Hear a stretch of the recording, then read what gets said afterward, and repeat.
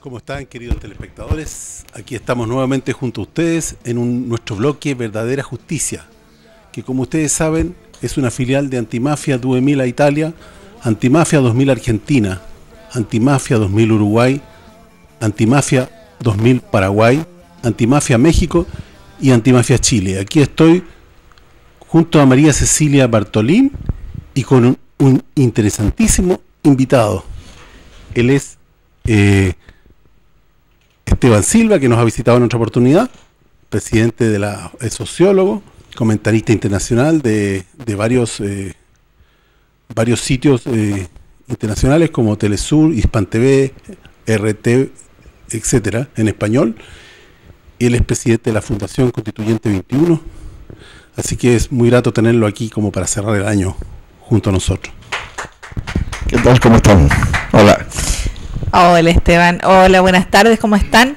Bueno, queremos pedirte un poquitito una mirada, primero en Chile, qué es lo que pasa, qué es lo que podemos esperar con este nuevo presidente, políticamente hablando, luego una mirada un poquitito más grande, sudamericana, de todos estos cambios, sobre todo a nivel que se inclinan sobre todo para el tema neoliberal, que le conviene obviamente a Estados Unidos. ¿Qué pasa un poquitito con los TLC? Estos que estamos ahí peleando para que no se firmen. Y después una mirada un poquitito más grande con respecto a lo que pasa a nivel mundial con este presidente Trump, que hace unas cosas increíbles a pesar de tener en contra a toda la ONU, a todos los países en general, a la gran mayoría de los países, en contra de declarar, por ejemplo, a Jerusalén capital de Israel. Un poquitito tu visión, Esteban, que sabemos a la gente le va a interesar muchísimo. Sí, sí, porque es bien amplio como tema, ¿no? Pero está bien, trataremos de comentar y compartir una cierta mirada. Uno siempre tiende a, por razones obvias, ¿no?, a darle una importancia probablemente muy protagónica a los últimos acontecimientos de un año. Evidentemente sí los tienen, pero a veces eso impide tener una mirada más global de un año, porque este es un año que va terminando, el 2017, que han pasado muchas cosas en Chile.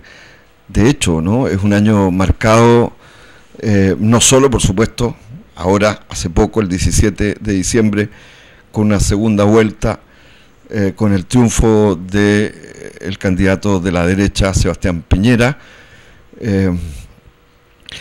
después de una primera vuelta donde hubo 8 candidatos y candidatas presidenciales, ¿no?, y que en la primera vuelta más bien nos dio la impresión, por sus propios resultados, que más allá de que pasara Sebastián Piñera, el candidato de la derecha, y el senador Alejandro Guillé, candidato de la nueva mayoría, que se reclamaba de centro izquierda, más allá de sus propias inconsistencias, ¿no?, como coalición, digo, ¿no?, porque ya estaba dividida, ¿no? Teníamos a la candidata de la democracia cristiana, Carolina Goch, que iba aparte. Pero la lectura fue de que el país, desde el punto de vista de las elecciones, si bien es cierto, también se produjo una abstención importante, ¿no?, pero que la mayoría de los votos, si uno los sumaba, más allá de que, insisto, quien pasó a segunda vuelta, inclinaban una cierta visión, posición, postura de las y los chilenos que habían votado hacia posiciones de cambio, hacia posiciones de, para unos, continuar con las reformas, más allá que son, desde mi punto de vista, bastante tenues, las reformas que intentó poner en práctica el gobierno de la presidenta Bachelet, y otros que querían cambios más radicales, en el sentido raíz, más de fondo. Y eso explica por qué Beatriz Sánchez, el Frente Amplio, estuvo a punto, por muy poco, de ser ella la que pasara a segunda vuelta, ¿no? Y luego hay otros candidatos que, si uno suma ese total de votos como perspectiva, incluso el propio Guillé, pero estamos hablando también de Marco Enrique Ominami, que sacó 5,7%, ¿no?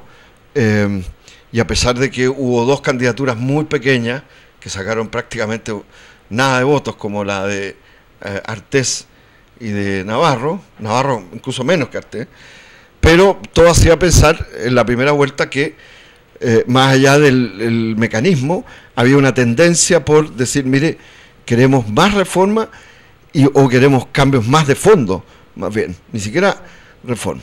Sin embargo, un mes después, ¿no?, tenemos un resultado adverso, 300 y tantas mil personas más que fueron a votar en relación a la primera vuelta, ¿no?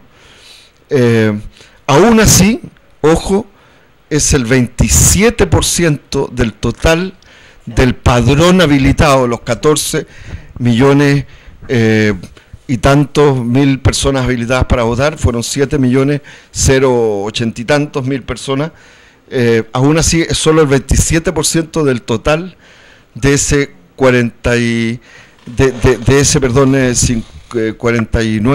50%, sí, que vota los que eligen a Piñera. Pero este es como el primer corolario, yo lo pondría de esta manera. Pero por lo mismo, esto es un año que ha estado lleno de conflictos y de pujas por cambios más de fondo. No hay que olvidar que más de 1 millón de personas en el mes de octubre, es decir, ya en plena efervescencia, que aún no prendía del todo, pero ya estaban inscritas las campañas presidenciales. Insisto, habían 8 candidaturas y esta vez había desde una persona que reivindica a Stalin, ¿no? Sí, y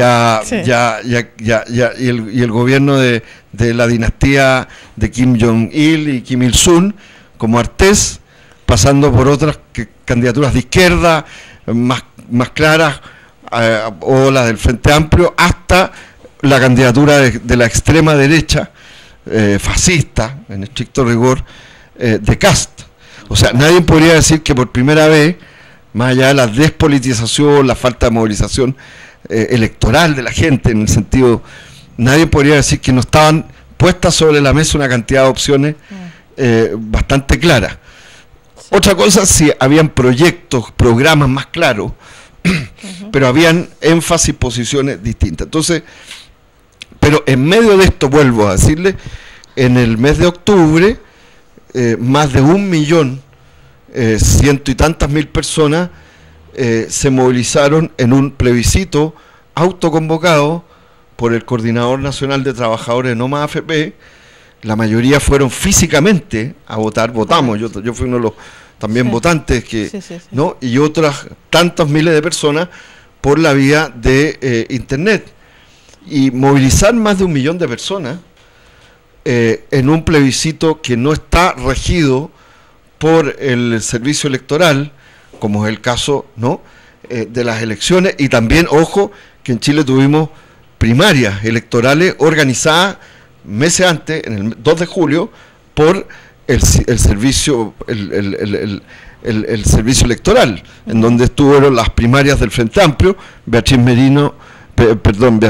Sánchez versus Alberto Mayol, y en el caso de la derecha, Piñera, Cono Sandón y otros, ¿no? Correcto. Entonces, hacer un plebiscito fuera de la legalidad, autoconvocado, organizado por las federaciones sindicales, por las propias organizaciones sociales, las organizaciones de trabajadores, vecinales, pobladores, ciudadanas, te demuestra que hay a pesar de los resultados que dan al señor Piñera como presidente electo de Chile, hay al mismo tiempo una puja en la sociedad chilena por temas más de fondo. Hay también sectores que están por una democracia participativa y no solo representativa, que sea cada 4 años, ¿no?, y que renueve presidencia, como el Congreso, que en este caso hubo una renovación total de la Cámara de Diputados y de la mitad del Senado, ¿no? Yo creo que eso es una primera tendencia que uno puede ver. Es decir, en Chile hay una crisis de representación entre lo que quieren las personas, los trabajadores, las organizaciones sociales, los ciudadanos, y lo que representan y cómo eligen a quienes representan en las instituciones formales, esa democracia, los electos. Yo creo que sigue habiendo, yo creo que fue un avance, de todas maneras la reforma que termina con el binominal y permite, todavía con muchos problemas, en mi opinión, ¿no?, pero permite un sistema más proporcional. O sea, la prueba está en que bastó el cambio del binominal que siempre privilegiaba a la derecha o a la concertación nueva mayoría, ¿no?, sí, para que fueran electos 20 parlamentarios y parlamentarias del Frente Amplio y un senador. O sea, correcto, para que otras fuerzas que están en los extramuros, ¿no?, como diría Alberto Mayor, ¿no?, en su próximo libro que se llama Frente Amplio, el momento cero, que otras fuerzas que estaban fuera puedan irrumpir. Entonces hay fuerzas todavía sociales que no tienen representación clara, aún en este nuevo Parlamento. Por lo tanto, hay temas que siguen estando presentes y que forman parte de una puja que no se resuelve. La prueba más clara y evidente es que al final, en buena parte del debate presidencial de la segunda vuelta, ¿no?, pero también la primera, ¿no?, el tema de las pensiones y de un nuevo sistema de pensiones, o el tema de quienes defienden las administradoras de fondos de pensiones, terminó siendo uno de los temas centrales de la contienda, ¿no?, no resuelta, porque entre medio, y aquí tenemos que acordarnos, el propio gobierno de la presidenta Bachelet envió un proyecto de reforma, ¿no?, a las pensiones que no elimina la AFP, ¿no?, sigue en la misma línea, aunque hace correcciones todas menores, no de fondo como pide los trabajadores y la gran mayoría de los chilenos, para un sistema de verdad solidario, tripartito y reparto de pensiones. Pero por ejemplo, esto es un tema central, y quiero decir que esto que cruzó todo el año como demanda social no lo resuelve la elección, ¿no? Y ocupo este ejemplo para decir que una cantidad de demandas de los movimientos sociales, de los trabajadores, de los sectores medios, de los trabajadores del sector público, lo que acaba de ocurrir el día 17 de diciembre no resuelve el problema, porque sigue habiendo una crisis o una debilidad institucional que no permite que estos temas sean resueltos por la vía de las actuales instituciones. Y la prueba está, solamente termino esta primera reflexión, que el otro gran tema, que si bien es cierto no es visto con urgencia por la ciudadanía, o no lo vincula necesariamente, o no lo vinculamos siempre, que es el tema de una nueva constitución, que una nueva constitución tiene que ver efectivamente en la relación con el capital privado, el capital público y el extranjero, con los recursos naturales y cómo se administran, ¿no?, con las formas de propiedad, con la propiedad social, no solo con la propiedad pública, cómo se limita la propiedad privada y la acumulación de propiedad, ¿no?, y de excedente de las riquezas chilenas por parte de unos grupos, de unos pocos, y cómo se reparte de mejor manera. Eso tiene que ver con las constituciones, y tiene que ver con otro tema que tampoco se resuelve, ¿no?, ni con las elecciones, sino que requiere cambios más profundos, ¿no?, y menos con un gobierno de derecha, como el tema que sigue enfrentando al pueblo mapuche, ¿no?, con el Estado chileno. Y ojo, que todo esto está lleno de contradicciones, porque uno podría decir, bueno, pero mire, donde más hay conflicto, ¿no?, violencia del Estado chileno represiva, el problema del conflicto con las madereras, con las industrias forestales, el problema de la quema de camiones, etcétera, y por lo tanto, con lo cual este año vimos cómo se juzgó, se reprimió, pero también se metió en la cárcel como parte de procesos de la fiscalía, etcétera, a dirigentes del pueblo mapuche importantes como Héctor Yaitul, su hijo, y otras dirigentes. Acaban de haber un cambio en el procesamiento de quienes aparecían acusados, que habían sido liberados de todo cargo, porque había habido mucho desmontaje del caso Macay. Pero en fin, ¿qué quiero decir con eso? Que uno me pudiera decir, mire, ¿sabe qué? Pero resulta que Piñera sacó en la región novena, y décima, un altísimo porcentaje de votos. Entonces, en general, uno tiende a decir, mire, pero ¿por qué una parte importante de presencia mapuche vota por la derecha? Y en este caso por una derecha dura.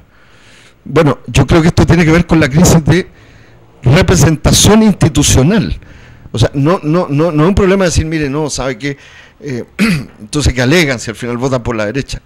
Primero, estamos hablando, insisto, de una votación en donde vota menos del 50% del total de los chilenos. Sigue estando la discusión, el tema también del voto obligatorio, etcétera. Entonces, quería señalar esto porque creo que hay una cantidad de temas sociales, económicos, que estaban en el acumulado de estos tiempos. O sea, de hecho, en la campaña de la derecha, y que creo que tuvo, bueno, son muchos los datos aquí a aportar, pero que tuvo una enorme importancia en un segmento de la sociedad y de los votantes, con menos nivel de información y de formación, con menos niveles probablemente, o con más niveles de ser influenciado por los grandes medios de comunicación, ¿no? Este discurso de que si ganaba Guillé, imagínense, que un hombre más bien reformista, tranquilo, moderado, no era ni siquiera el Frente Amplio, etcétera, pero que planteaba algunas reformas importantes o a lo menos se abría aquellas, ¿no? La derecha ideológica y la económica generó una campaña hacia sectores de la clase media, aún empobrecida, para que sintieran de que si ganaba la opción del senador Guillé, iba a haber un caos, iba a haber Chilezuela, una cosa tan absurda, pero que pegó en esta idea de, como los medios todos los días nos muestran, nos dicen, mire, en Venezuela está la escoba, la gente no tiene que comer, correcto. Aquí está, ahora además está lleno de inmigrantes venezolanos que la mayoría son bienvenidos de todas maneras, les digo a todos los migrantes, por supuesto, pero que son anti-chavistas y que vienen y cuentan y dicen que aquí es terrible, que allá es terrible, etcétera, etcétera. Entonces, se generó por ese lado una campaña de decir, mire, aquí iba a venir un caos, al punto que los actores económicos hicieron lo mismo, como una cosa sistemática. Si uno lee el cuerpo económico del Mercurio, es sistemático, es vocero principal de esta estrategia, que incluyó incluso al presidente de la bolsa, sí. ¿No? Sí. Y a todos los grupos aseguradores internacionales, etcétera. Entonces, la verdad es que tuvimos un año en que siguen habiendo temas muy de fondo que pujan por hacerse escuchar y representar. Una parte de ellos no logra traspasar la institucionalidad, a pesar de las reformas de la institucionalidad, básicamente y solo en el aspecto electoral, porque, termino con esta primera reflexión, también tenemos, ustedes se acordarán, el simulacro de cambio de constitución que significó el famoso llamado constituyente, ¿cómo se llama? Proceso constituyente que llamó el gobierno, que al final era para desactivar a la demanda por una asamblea constituyente, porque en la práctica, a esta hora, estamos en víspera de cambiar de año, no mandaron el proyecto en estas condiciones, peor todavía, porque ganó otro gobierno. Entonces la presidenta Bachelet va a tener el doble trauma en que en sus dos periodos como presidenta le va a entregar la banda a Piñera, y en el primero sobre la base de la muerte de la coalición Concertación, y tuvieron que cambiarse el nombre, ¿no? Solo para darle un poquito de aire a esto, que ya está muerto también la nueva mayoría, y en el segundo con la muerte de la nueva mayoría. Entonces, la verdad es que tenemos también pendiente un tema que hoy día se diluyó aún más, ¿no? Pero que está en el fondo de estos problemas que estamos pasando. Ahora, hubo cosas importantes, hubo cosas positivas, por supuesto también, que ya podremos hablar, pero yo te diría que, en mi opinión, este es el centro de mi reflexión sobre el año.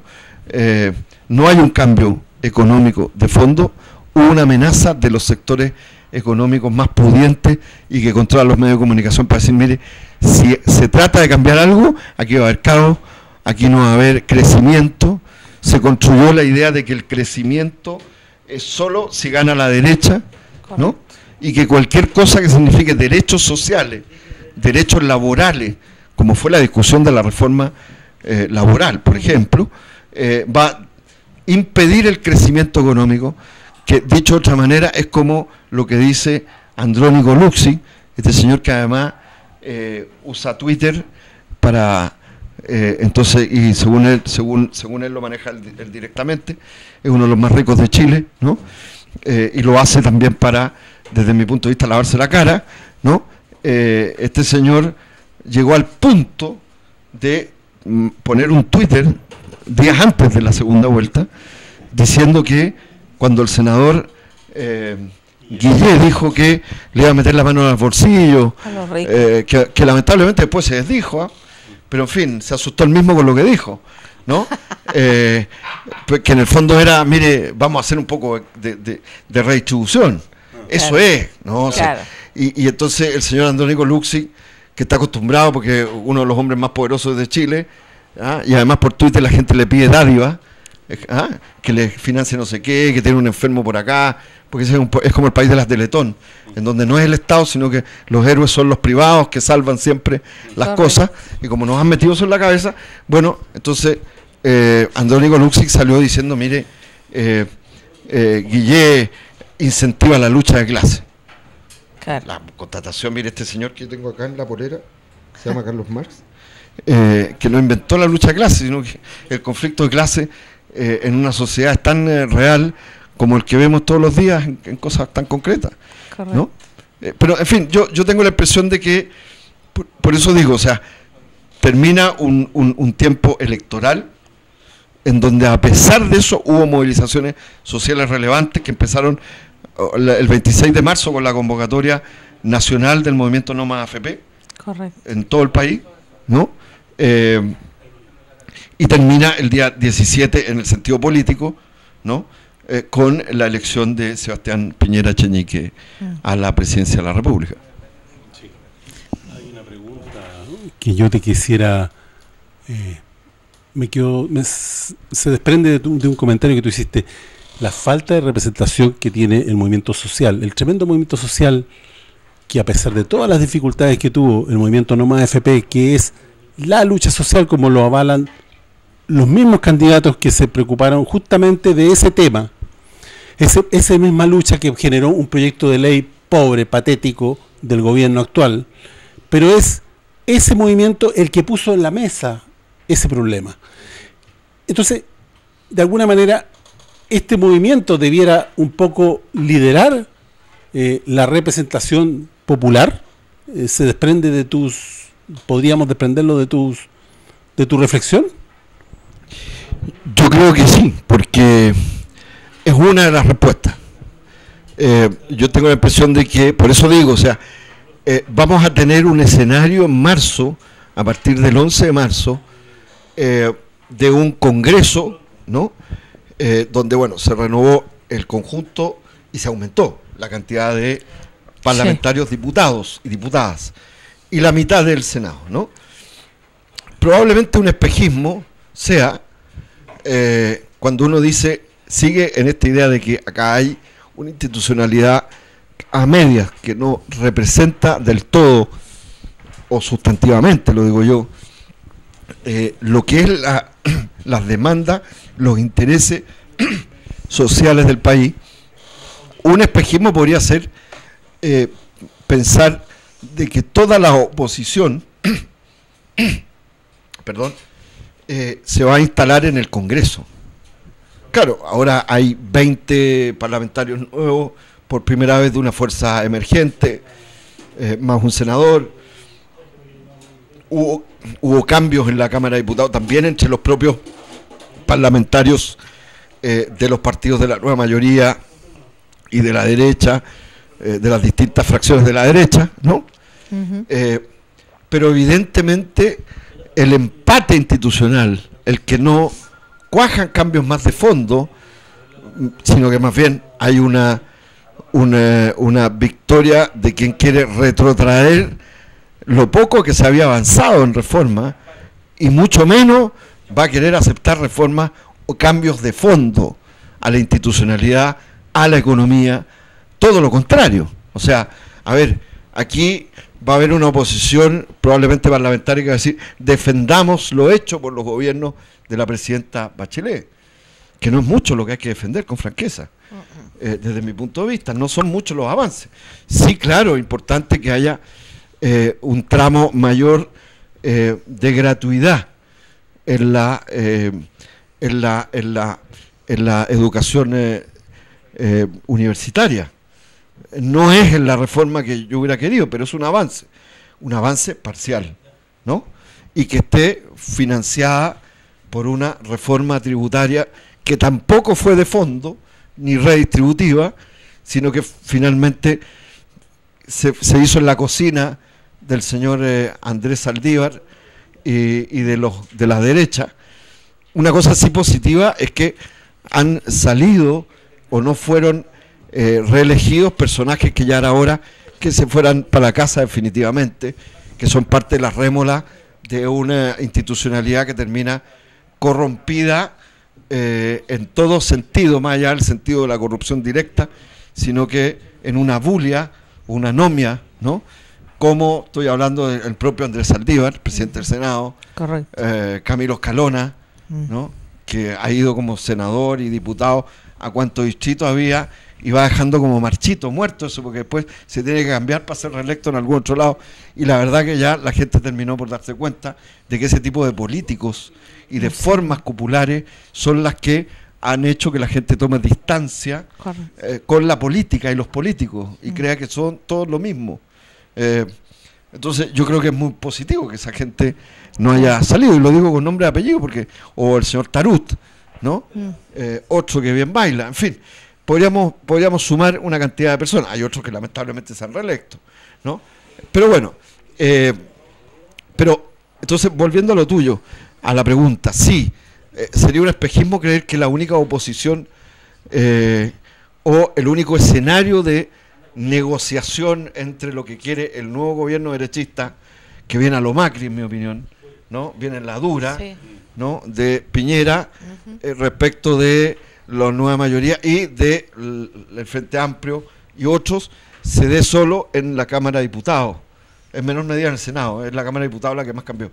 Yo creo que hay una oposición social, pero una oposición que sigue planteando el cambio de modelo económico, de régimen económico y político, que yo la veo más en las calles, en los sindicatos, en las organizaciones ciudadanas, en los territorios, que en el Congreso. Y en ese sentido creo que, sin lugar a duda, el movimiento No Más AFP, como organización de las y los trabajadores en un sentido lo más amplio y plural, encabezado por gente como Luis Mesina, probablemente va a jugar un rol de oposición antisistémica, distinta a una oposición más sistémica, más dentro de una institucionalidad que, insisto, todavía es parcialmente representativa, nada más. Entonces, eso es un tipo de tema.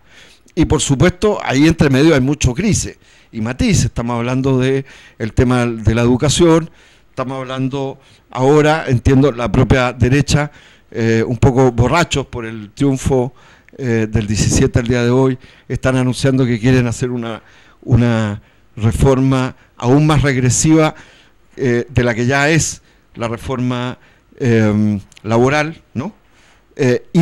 Pero todos saben, volviendo al tema, que en el epicentro del tema de la puja por, o se consolida este modelo con una administración más a la derecha, ¿no?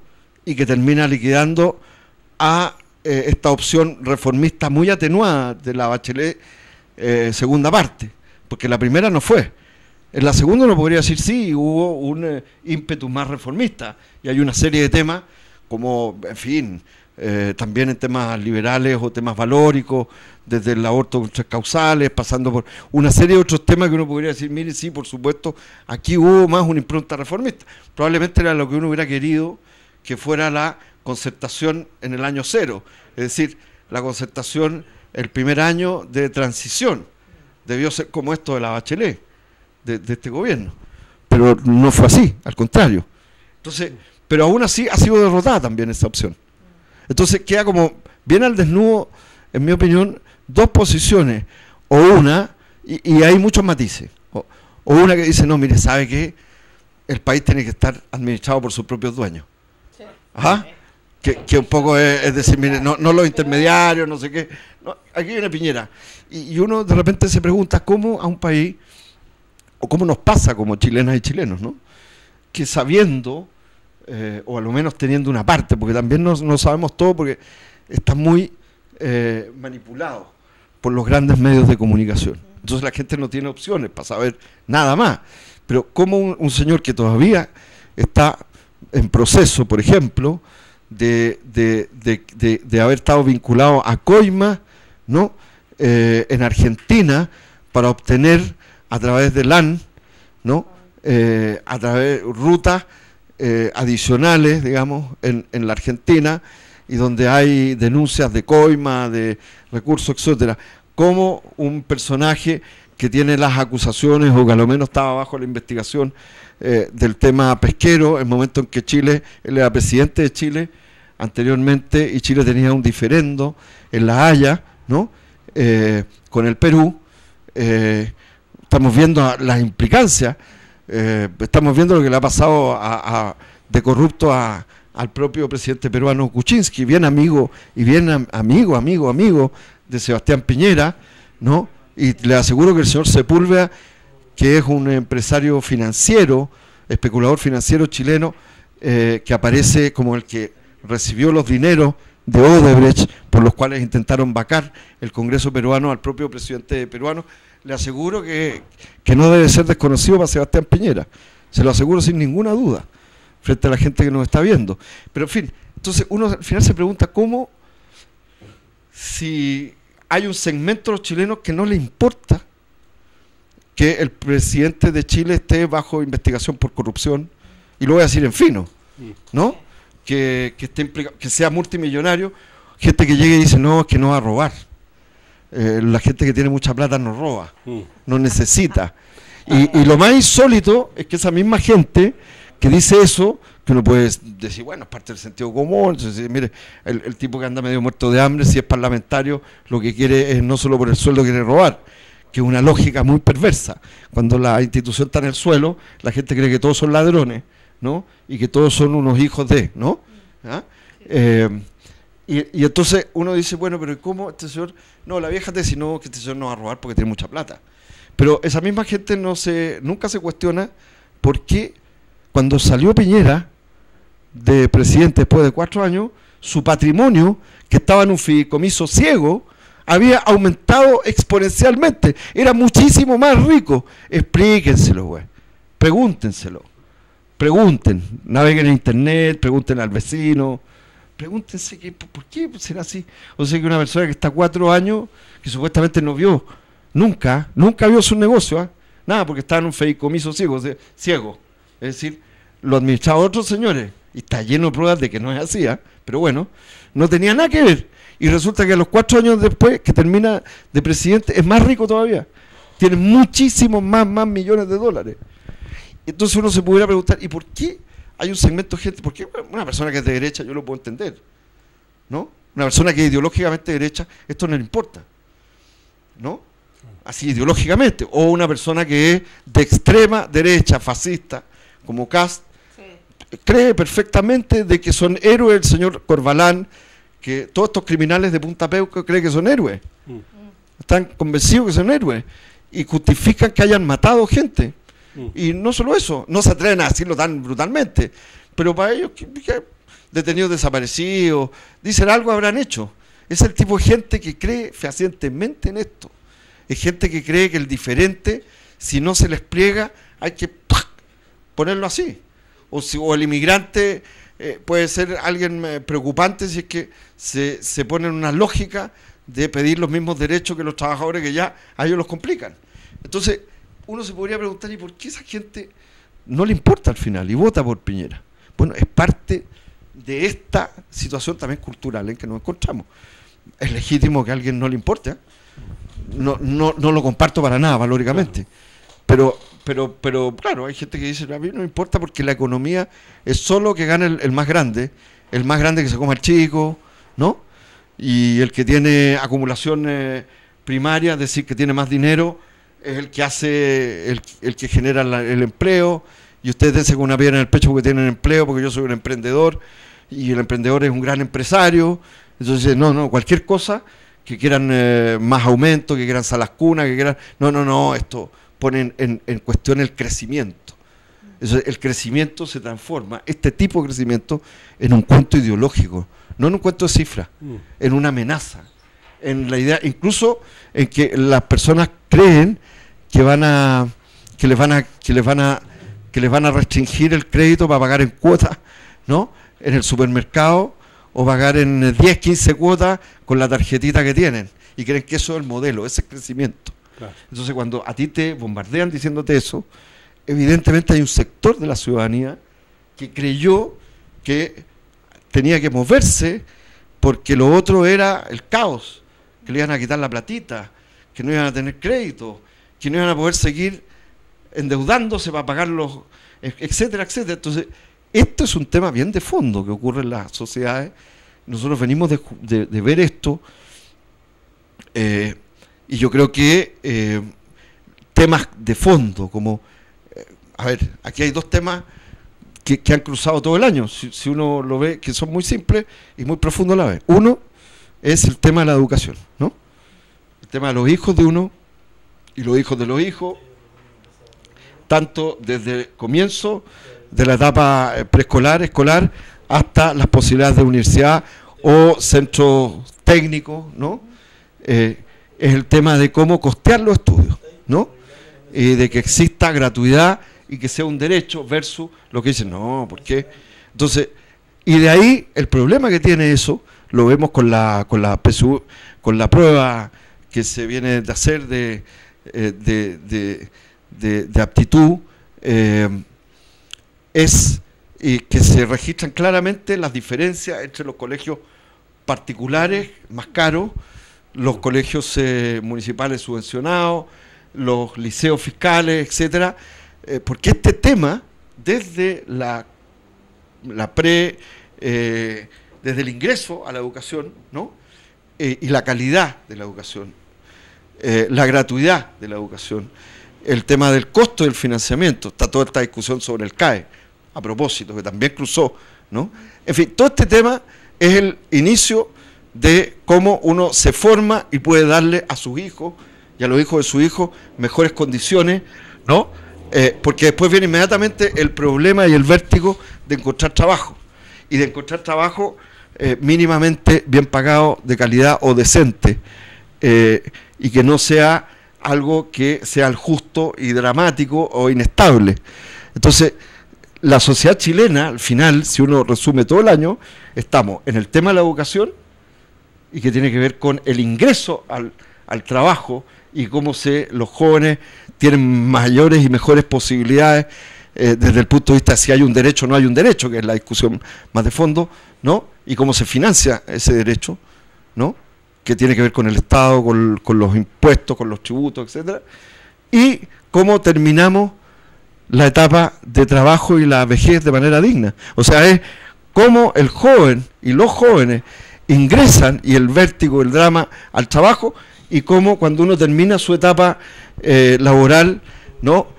Tiene una vejez y un pasar digno, y una vida hasta el término de la vida digna. Entonces, es el ingreso y es el final, y sigue siendo un tema de fondo, de preocupación. Entonces, es cierto lo que ha ocurrido, pero creo que estos dos temas que están vinculados van a seguir cruzando una sociedad que sigue pujando, más allá de que se pueda ver como una regresión lo que ha ocurrido, ¿no? Porque hay un sector que cree que no, que hay que profundizar más, hay que regular más, hay que privatizar más, ¿no? Etcétera, que cree que ese es el camino, versus un sector que sigue demandando derechos sociales desde el ingreso, desde la educación, hasta el término de la vida laboral digna.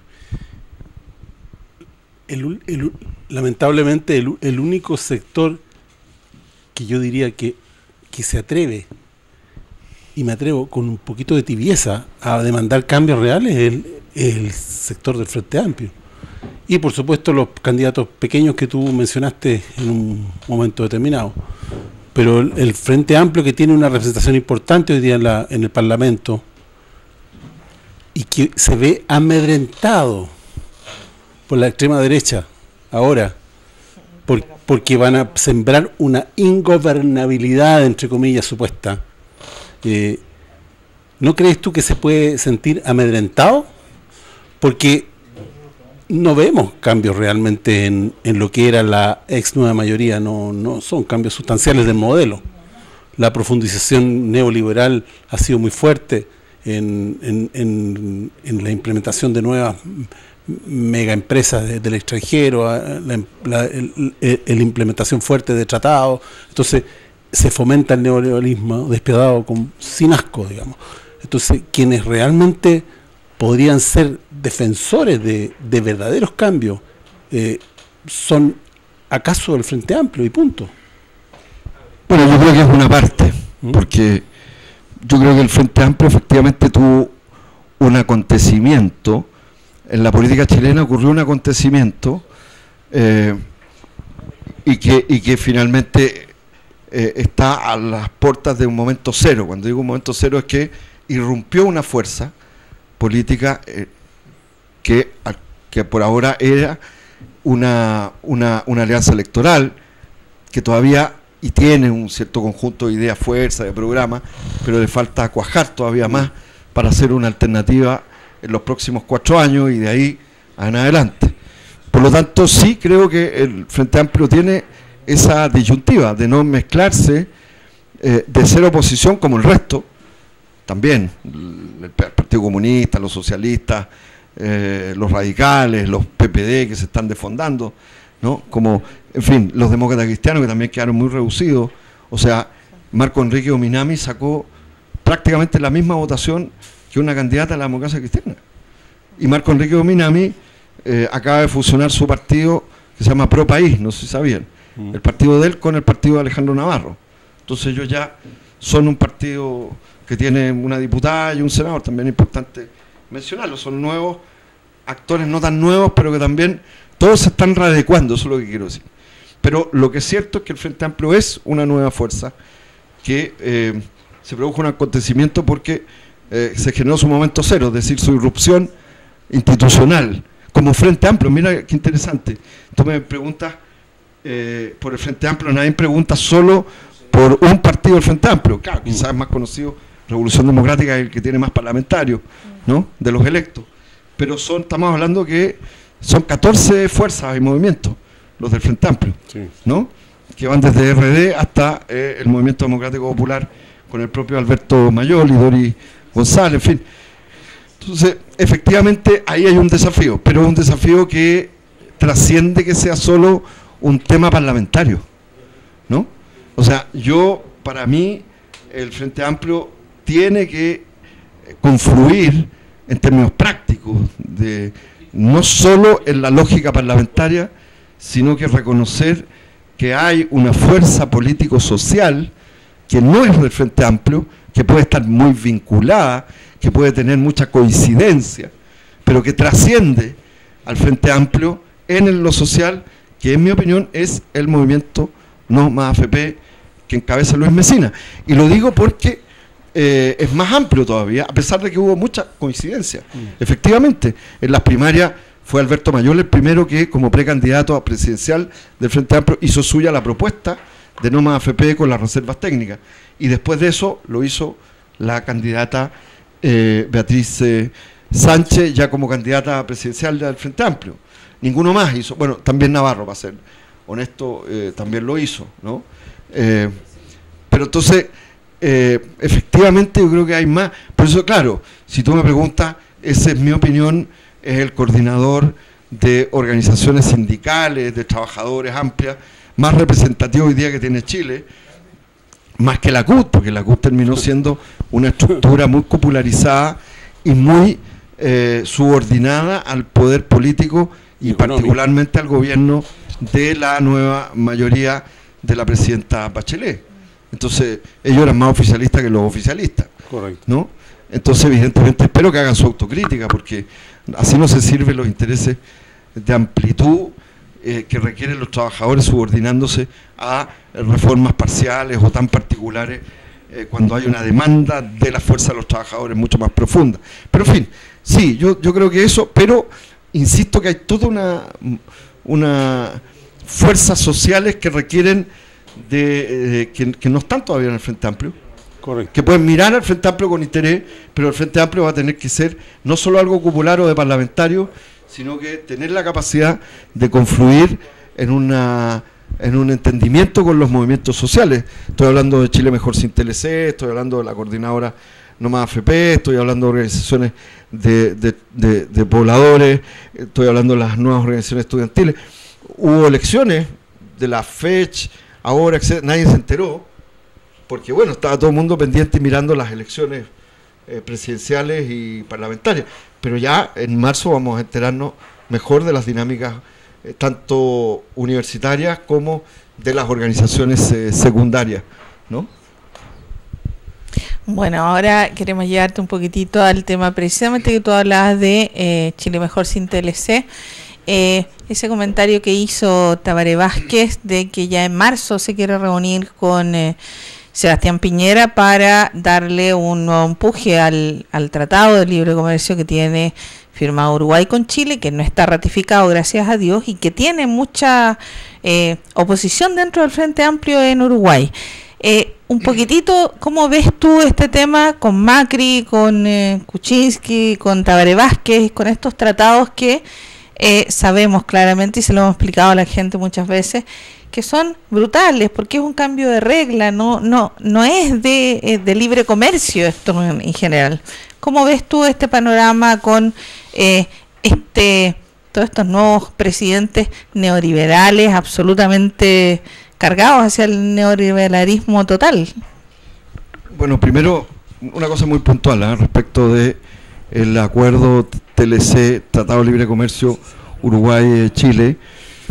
Para las personas que nos escuchan, yo sé que ustedes se lo han explicado, que en fin, siempre esto suena como algo tan global y tan complejo, pero concretamente, como tú bien decías, María Cecilia, se trata de cosas que nos afectan directamente, que cambian las reglas del juego, que hacen, que generan, gracias, estamos con un poquito de calor. Sí. Bueno, pero que, entonces, lo primero, yo escuché las declaraciones del presidente Tabaré Vázquez, son de sentido común desde su lógica, es decir, dice que lo va a tratar con Piñera después de marzo. Lo que es claro es que Chile no necesita ningún tratado de libre comercio adicional con Uruguay. Ya tenemos dos acuerdos complementarios, uno que es aduanero y uno que es comercial. No tendríamos ninguna necesidad si no fuera porque a través del Tratado de Libre Comercio que suscribieron los dos gobiernos, el de la Bachelet a través del canciller Heraldo Muñoz, ¿no? Y del canciller uruguayo, en el fondo son formas de adscribirse a tratados y acuerdos comerciales más globales, ¿no? Que están en negociación, como el TISA, que es un tratado de servicios, y los innumerables tratados que desregulan, privatizan, fomentan todo tipo de para que vengan los capitales extranjeros, pocas regulaciones, etcétera, en que está Chile, ¿no? Y que tiene mucho que ver. Entonces, lo primero es que no es necesario. Por lo mismo, en el Frente Amplio de Uruguay, en la bancada parlamentaria, hay un desacuerdo alto, ¿no? Y aquí va a haber un Frente Amplio, a lo menos con 20 parlamentarios en desacuerdo, espero, y no tengo ninguna duda que así va a ocurrir. Pero también les auguro que el Partido Comunista, espero, y buena parte de los diputados, espero, socialistas y otros, o sea, de repente, ojo, que aquí no hay mayorías tampoco, necesariamente. Por primera vez hay una bancada que puede ser muy crítica con su homóloga del Frente Amplio de Uruguay. Entonces, yo creo que ahí hay unas palabras de buena crianza, pero no hay ningún avance, primero. Segundo, efectivamente yo creo que tenemos una región muy convulsionada, con un giro hacia posiciones de derecha muy complicadas para los trabajadores, para los movimientos sociales, y para los pueblos. Yo creo que lo que está haciendo Macri ahora es una demostración clara.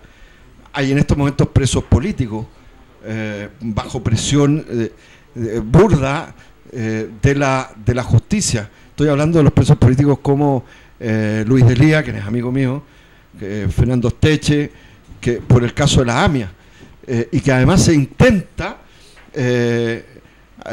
llegar hasta la expresidenta Cristina Fernández de Kirchner, ¿no? También por ese tema, ¿no? Ni siquiera por tema de corrupción, estamos hablando ahora directamente de un tema político. Pero además está, ¿no?, el recorte a las pensiones y esta reforma a las pensiones que hizo que hubiera miles y miles de argentinas y argentinos en las calles en contra. Bueno, tenemos a Macri, ¿no? Tenemos en Honduras, ¿no?, que se acaba de consumar un tremendo fraude, ¿no?, nuevamente con Hernández a la cabeza, que es una dictadura en contra del candidato de la alianza opositora, Salvador Marrala, ¿no? Y brutal, y ya se consumó. Y los norteamericanos acaban de que habían tenido, porque era tan burdo el fraude, ¿no? Pero ahora la administración de Trump acaba de reconocer a este gobierno, que además, muy probablemente, igual que este otro gobierno títere de Guatemala, que es casi propio. ¿Se acuerdan cuando hablábamos de repúblicas bananeras? Bueno, con conductas tipo bananera, que también ha anunciado que va a cambiar su embajada, como que tuviera un peso relevante Guatemala, ¿no?, a Jerusalén, siguiendo los pasos de la decisión de Trump, ¿no?, respecto a este tema que ha generado una repulsa internacional mundial de Naciones Unidas, de la gran mayoría de las naciones de la Tierra, ¿no? Pero en fin, volviendo a la región, estamos en un momento difícil, pero tenemos dos pujas, además, y por supuesto que con Piñera la vamos a ver más compleja. Hay aquí intentos de fortalecer la alianza la alianza del Pacífico, debilitar Mercosur, que ya está debilitado, ¿no?, y con la marginación de Venezuela, el acoso contra Venezuela, y tenemos también una puja grande y con el Temer, que es un gobierno enteramente ilegítimo, pero que se ha visto que el cambio de Brasil a favor de estas políticas de derecha, neoliberales globales, y también políticas institucionales, ha tenido un impacto relevante. Entonces, aquí, claro, vamos a tener un año muy complejo. No es un giro completo porque todavía vienen dos pujas relevantes, ojo, que pueden iniciar un cambio o a lo menos un reacomodo. Una va a ser en México, ni más ni menos, claro, salvo que de nuevo no le hagan un fraude descomunal como le hicieron a López Obrador en el pasado. Es posible que López Obrador tenga y logre ganar la presidencia de México. Eso podría cambiar una parte importante de la geopolítica en la región, o a lo menos matizarla. Y también si es que Lula logra ser candidato presidencial, ahora entra a su etapa del juicio el 23 de enero. Aquí vamos a tener un momento grande de puja, porque el Brasil, más allá del conflicto en Lava Jato y de la complejidad que tienen los temas que hay ahí, que no son blanco y negro ciertamente, pero estamos hablando de un tema que también va a afectar geopolíticamente la región. Eso, entonces, claro, en ese contexto, un triunfo de Piñera es bien sombrío, porque abona en el sentido de este tipo de políticas que tú estás señalando, no solo más neoliberales, de tratados de libre comercio, de seguir desregulando, etcétera, etcétera, pero también de debilitar las estructuras que en los últimos 10 años o 15 años fueron la contrarrespuesta de los gobiernos progresistas, llenos de conflictos pero positivas. Estoy hablando de la CELAC, estoy hablando de UNASUR, estoy hablando de la profundización de Mercosur, estoy hablando de ese tipo de lógica, estoy hablando de los BRIC, ¿no? Más allá, con el rol que tuvo Brasil, sus alianzas con países y economías emergentes grandes como la India, China, por cierto, sí, en el contexto internacional. Bueno, Esteban, lamentablemente el tiempo se nos acabó. Pero lo Hablé positivo mucho, es que parece. vamos a tener que invitarte de nuevo, pues, Esteban, porque faltó hablar mucho de la parte internacional, así que estaba muy interesante lo que estabas diciendo y nos habríamos quedado felices escuchándote. Pero mira, yo creo que lo mejor siempre está por venir. Sí. O sea, siempre hay esperanza, creo que hay muchas cosas positivas. También del año que se acaba, quizás hablamos solo de cosas negativas, pero creo que hay muchas cosas positivas por las cuales seguir luchando, seguir humanizando, seguir teniendo esperanza en la propia humanidad, en nuestro propio país, y en la idea de que es posible que las personas y que los pueblos tengan justicia y tengan dignidad y tengan hermandad. Bueno, ya queridos amigos, ¿qué más puedo decir después de eso? Dar las gracias al Canal 8 y a Esteban pues, particularmente por su presencia acá y muy interesante todo lo que nos ha dicho y esperamos contar con ustedes en la próxima temporada porque se nos Ya acaba el próximo año, ¿no? el próximo año. Ya, la próxima Nos temporada, estamos despidiendo, próximo así que bueno, ha sido muy grato que nos sintonicen, que nos vean y esperamos seguir con Canal 8 y con ustedes luchando porque usted tenga más dignidad y tenga sobre todo la verdad. Sí. Y bueno, queríamos recordarle que este es el último programa del año.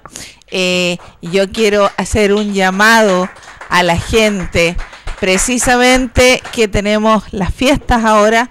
Recordemos, no usemos fuegos artificiales por los niños, porque hay una posibilidad grande de accidentes con ellos, y también por nuestros hermanos menores que son las mascotas. Ellos sufren muchísimo con toda esta bulla, con todos estos estruendos muy grandes, muy terribles.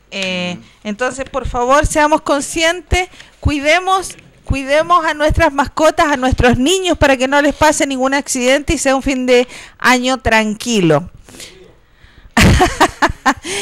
Le damos las gracias al Canal 8, esperamos volver a verlos y tenerlos el próximo año. Que lo pasen bien, tranquilos en casa, disfruten y nos vemos el próximo año. Gracias. ¿Por qué no vino antes de...? ¿Qué cosa?